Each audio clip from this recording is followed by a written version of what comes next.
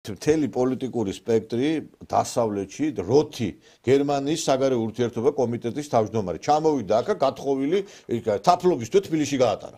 ასაგებია, მაგრამ ჩვენ მაგათ LGBT დროშას აფრიალებენ გერმანიის, მართლა მოდიშ და გერმანიის, არ ვიცი, მამები და მართლა დიდი პოლიტიკოსები ყავდა გერმანიას მიწაში ტრიალებენ. ეხლა ვიღაცას გონია რომ მთელი არა გერმანიის ისტორია ამ პიდარასტების ხელში იყო. დაამთავრდა პიდარასტების დრო დამთავრდა, გაიგეთ ხალხო რომ დამთავრდა ამათი დრო.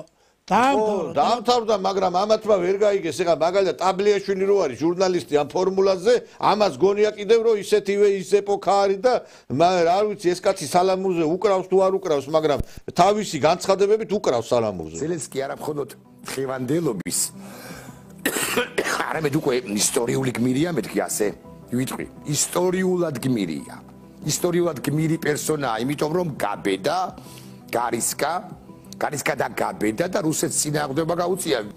არაჩვეულებრივი ფოტოა პრეზიდენტ ზელენსკისა. უკრაინა იბრძოლებს ბოლომდე და იბრძოლებს იმ შემთხვევაშიც კი თუ მე ვწდები. ხო შეიძლება ვწდებოდე. დიახ, უკრაინა იომებს ბოლომდე. გავბედავდა ვიტყვი 2028 წლამდეც კი ეყოფა რესურსი მეტი.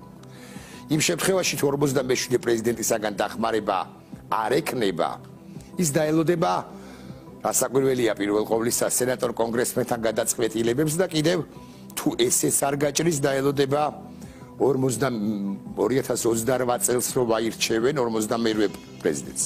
ზელენსკი ესე იგი ეს ისე იძახდა ზელენსკის სურათი რა კარგი არის, რომ რაღაცა ცოტა ეჭვები გამიჩნდა თავში უკვე, მაგრამ არ ვიტყვი ახლა ყველაფერს რა, მართლა როგორც ბევრი რამე არ იჭმევა, ისე ბევრი რამე არ ითქვა, მართლა არ მინდა ყველას მართლა გადაურბინოთ და ზოგი დავინდოთ უნდა, მაგრამ რა ზელენსკი, რა დასავლეთი, რა დადი შვილო ტელევიზორ, ეს ხალხი აი ვერ ზოგჯერ მგონია რომ ან ტელევიზორს არ უყურებენ, ან ინფორმაციებს არ ეცნობიან, ან რაღაცა ვერ ხვდებიან. რისი ზელენსკი მიტინგები დაიწყო კიევში, უკვე ხალხი პროტესტს აცხადებს ამ ზელენსკის წინააღმდეგ. კლიჩკო გამოვიდა იმ დღეს, კაცო რომ რაღაცნაირად უკვე დაარტყა ამა. რეებს ლაპარაკობთ, ხალხო გაგიჟდით, ესენი არიან სულელები, გესმით? მე არ ვიცი, აი როგორ შეიძლება დასავლეთზე კიდე რაღაცა იმედების დამყარება. რომელი დასავლეთი დაუჭერს ხარს? დასავლეთი ყოველთვის იყო მთელი თავისი არსებობის მენძილზე ბოლო პერიოდში სხვაფერი გახდა ეს და დაკარგა ყველაფერი, ის დასავლეთი აღარ არის. არც მაშინ იყო 1000 სამამულო ომი რო იყო საფრანგეთში ცეკვათა მაშინ გაუღეს კარი ჰიტლერს და ნაცისტებს.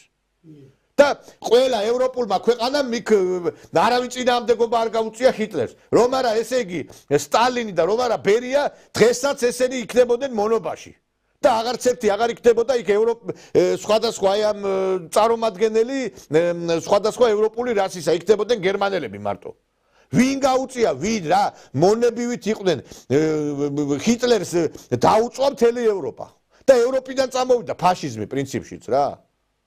და ეხლა აი დასავლეთი იმ დღეს ეხლა ტუსკის განცხადება მოიშველეს ჩვენო 500 მილიონიანო ევროპასო რა გვაქვსო 300 მილიონიანი ამერიკისო სახვეწარიო ჩვენ თვითონ უნდა გავაკეთოთ ჩვენი საქმეო რა უნდა გააკეთოთ დაიმარხა თქვენი ინდუსტრია გერმანიის სიამაყე Volkswagen-ი Audi დასამარდა ინდუსტრიული ეხლა რა ქვია ლიმიტით ბანაობს რიგითი გერმანელი იმაში რა ქვია აბაზანაში და ყველაფერი ყველგან ყველა ევროპულ ქვეყანაში კრიზისია.